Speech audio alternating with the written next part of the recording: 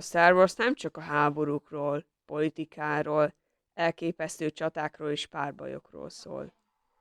Az erő sötét oldalának legsötétebb bugyraiból olyan dolgok, lények és teremtmények bújtak elő, amelyek horrorisztikussá teszik a franchise-t. És te, bátor néző, téged most bevezetlek ezekbe a szörnyűségekbe.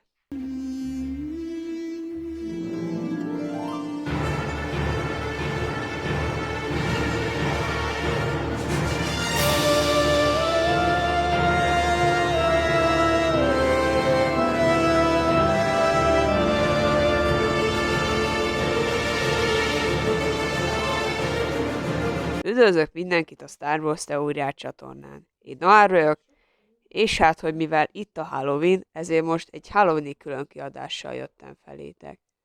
És ebben a különkiadásban olyan jelenségeket, lényeket, vagy esetleg teremtményeket mutatok be, amelyek a Star Wars horrorisztikus oldalából származnak.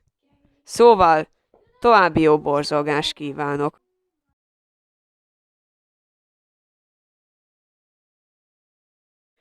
A fekete számvírust a birodalmi tudósok fejlesztették ki, birodalmi kutatásokat szít alkémiával vegyítve. Eredetileg halhatatlanná tette volna az élőszöveteket, de a vírus nem az elvárt módon viselkedett, kiszabadult és megfertőzött mindenkit a laboratóriumban. A fertőzöttek szöveteit támadta, majd holttestüket feltámasztotta, bőrükbe szürkültek, és kannibál élőholtakká váltak. A laboratóriumból kiszabaduló a vírus nagy fenyegetés jelentett a galaxis számára. A legendában egy ősi Sith nevén Darth Vader hozta létre örök élet elixír formájában. Harapás, testned által és levegőben is képes terjedni. Az egyetlen gyógymód, hogy egy magas midichlorian szintű Jedi szívét elfogyasztja a fertőzött.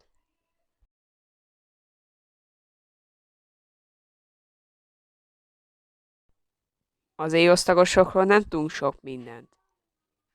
De az fix, hogy Thrawn főadmirális hadseregét képzik, és hogy olyan birodalmi katonák, amelyek a dicső anyák varázslata által halál után is harcképesek, így egy állandó zombi hadsereget kapunk, amely nagy fenyegetés jelent az új köztársasággal szemben.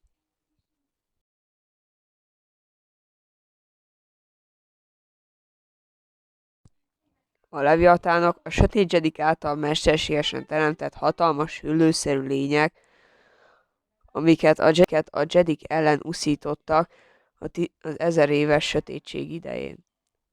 Feladatuk a pusztítás ellenség lelkének csapdázása volt.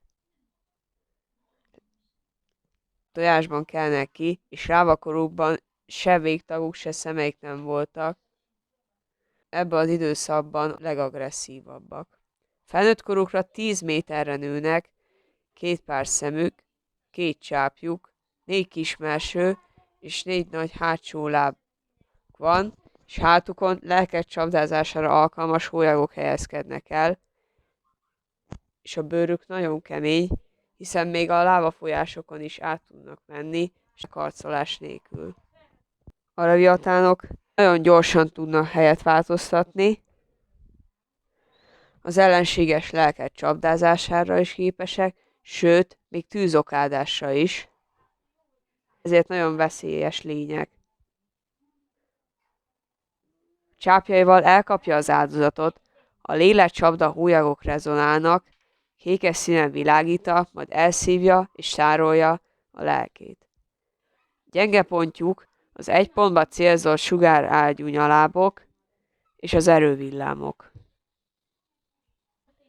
Köszönöm, hogy velem tartottatok. Sajnos ennyi fér bele ebbe a külön kiadásba. Ha tetszett, lájkoljátok, és iratkozzatok fel a csatornámra. Véleményeteket pedig kommentben várom. Következő videóban találkozunk. Addigra is. Sziasztok!